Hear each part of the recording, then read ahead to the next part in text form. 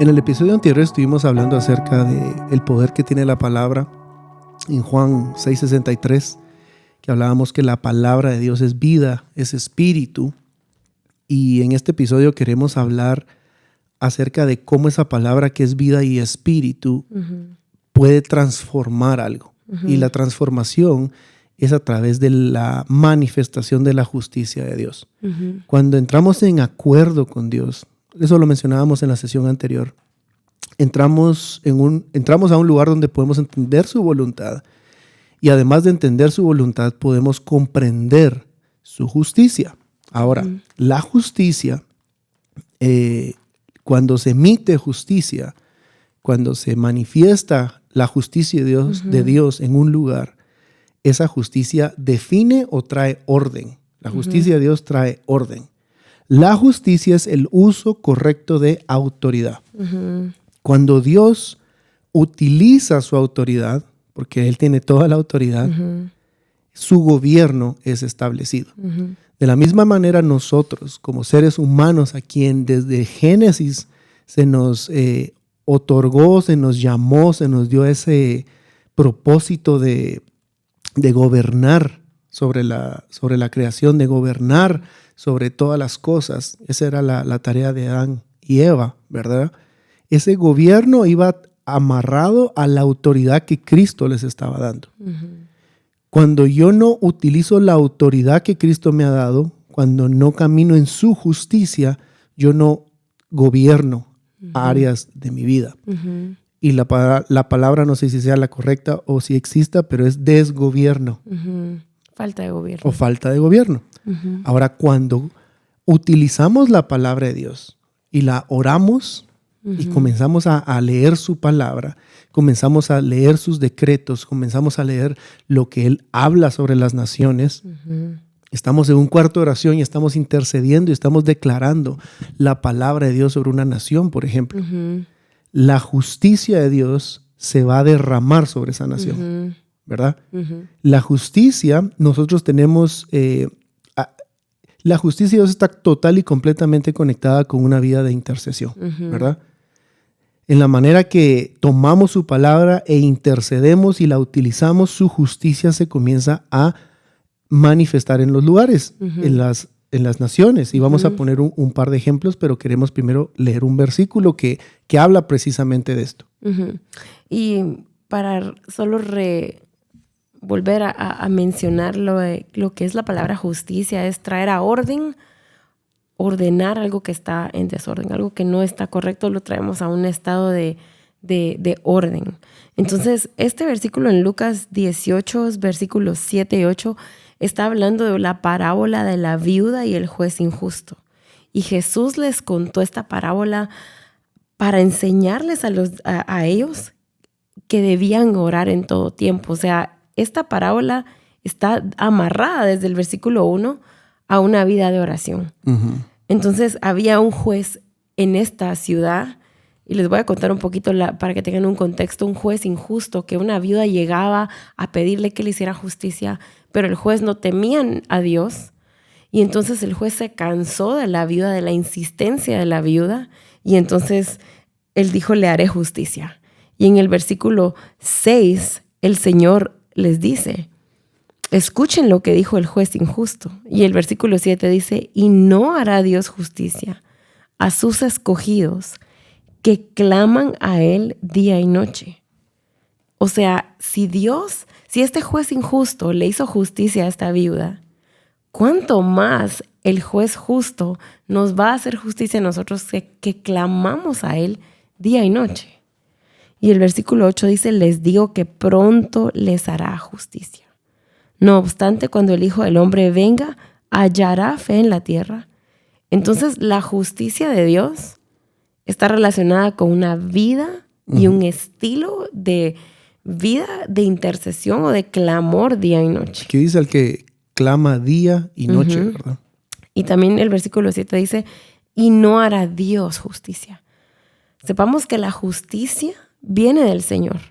Él es el Dios verdadero justo que ejecuta justicia o trae a orden todo aquello que está en desorden. Ahora, ahí dijiste una palabra clave, ¿verdad? Dijiste Él es el que ejecuta la justicia. Ahora vamos a ponerle una palabra a esa definición. Aplicar, o como dijiste, ejecutar, ¿verdad? La ejecución de la justicia se le llama juicio. ¿Verdad? Cuando Él viene y aplica justicia es porque se emitió un juicio de parte de Él. Y a eso es a lo que queremos llegar. Porque cuando estamos intercediendo, cuando estamos orando por algo en específico, estamos pidiéndole a Jesús que Él ejecute su justicia en esa situación y lo hace a través de la emisión de un juicio, ¿verdad? Esta semana yo hablaba con una señora y creo que el Señor me revelaba de que, por ejemplo, esta señora tenía amargura en su corazón y ella no sabía, o sí sabía, pero no había tomado la decisión de perdonar a esta persona. Entonces, cuando nosotros obramos en perdón, y el Señor me revelaba que cuando nosotros perdonamos a una persona, aunque esta persona nos haya dañado, aunque esta persona haya hecho algo muy malo, nosotros estamos alineándonos con la palabra de Dios que dice perdónense unos a otros, y a la misma manera nos estamos metiendo bajo la justicia de Dios.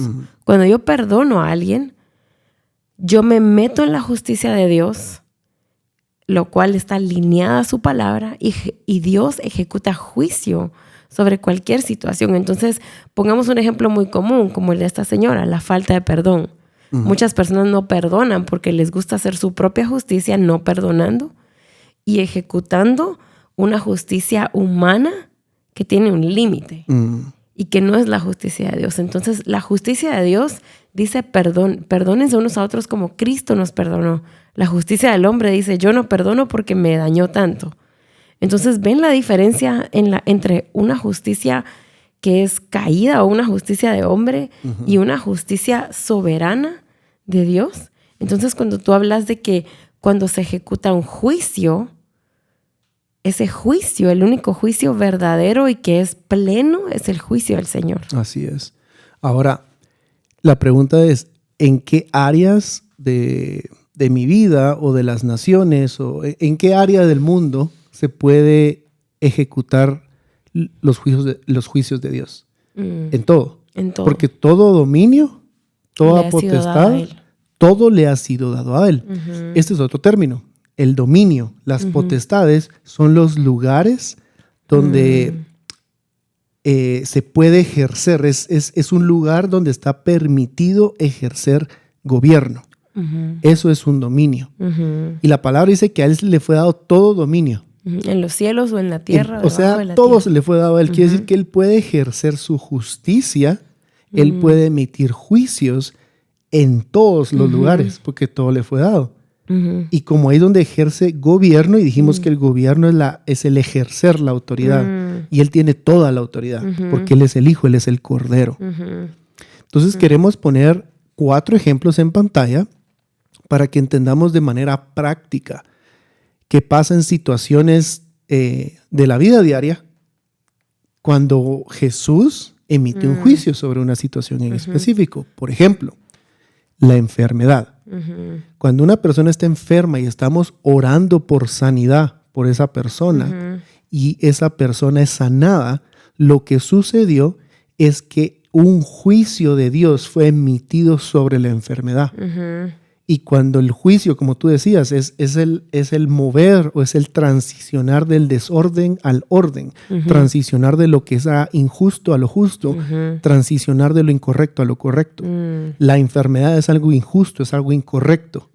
Y cuando un juicio de Dios se emite sobre la enfermedad, ¿cuál es el resultado? Sanidad.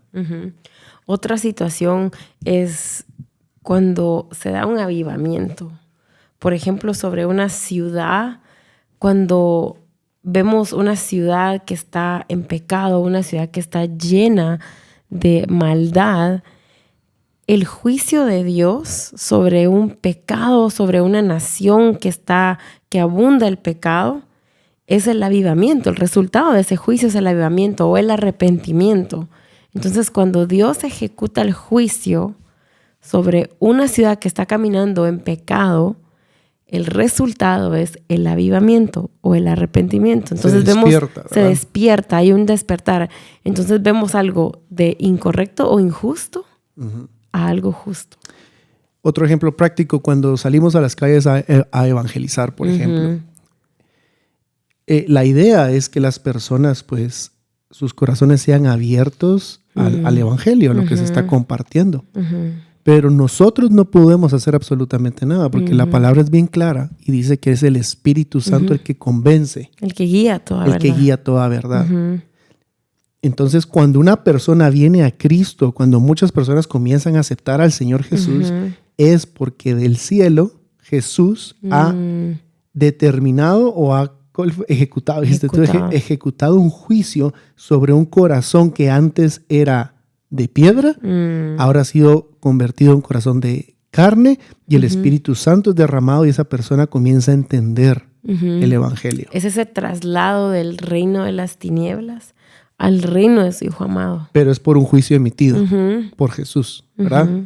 Y la autoridad que, bueno, y nosotros hablamos esos juicios sobre las naciones, utilizamos su palabra y oramos su palabra, que son juicios. Lo que pasa es que tenemos una perspectiva muy equivocada de que es un juicio. Cuando hablamos de juicio, de una vez nuestra mente se va a es algo malo, a un castigo, va a estar duro, va a estar difícil la situación.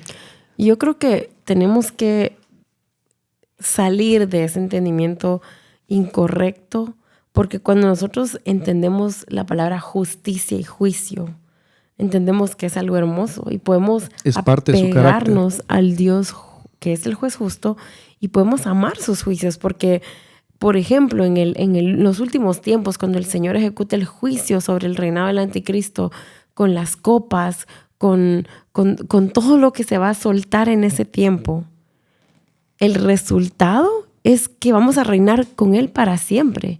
El resultado va a ser una eternidad con el Señor. El resultado va a ser que la nueva Jerusalén descienda y, o sea, todo esto es justicia. Así es. Todo esto es la justicia de Dios.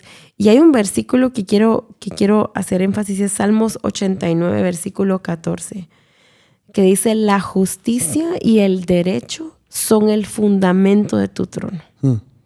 La misericordia y la verdad van delante de ti. Entender que el trono del Señor, el fundamento o el piso o lo que sostiene el trono del Señor, son sus juicios. Es la justicia y el derecho. Es lo recto, es la misma palabra justicia. Entonces, hoy queremos de verdad dejar en tu corazón que haya un amor hacia los juicios de Dios, hacia ese atributo del Señor que es Dios es un juez justo. Daniel, el nombre de Daniel significa Dios es mi juez. Entonces, cuando yo pienso en eso, y eso no nos debe de dar miedo. Sinceramente, esa palabra de Dios es mi juez nos tiene que dar gozo, porque Dios, Padre, ejecutó juicio sobre el pecado cuando envió a Jesús. Dios tuvo que haber ejecutado ese juicio sobre el pecado, enviando a su único hijo para que la ira de Dios no descendiera sobre nosotros, sino sobre su Hijo, para darnos a nosotros vida eterna. Entonces, allí en esa parte podemos ver la justicia de Dios de una forma tan hermosa y se dan cuenta que va ligada al amor. No está desprendida del amor de Dios, porque lo hizo a la misma forma que Dios ejecutó ese juicio sobre el pecado.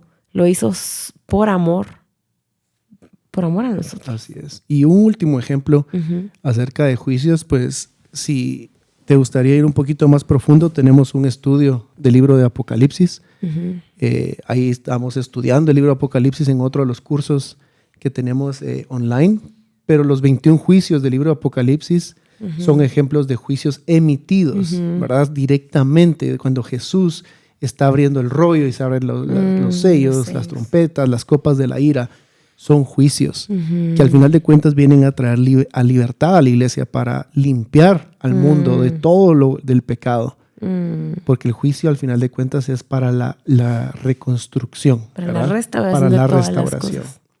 Así que en la siguiente sesión vamos a hablar de los resultados de la intercesión y más adelante vamos a comenzar a hablar acerca de la casa de oración en sí, ¿verdad? ¿Qué está pasando en la casa de oración? ¿Dónde está ese diseño? ¿Dónde está ese modelo?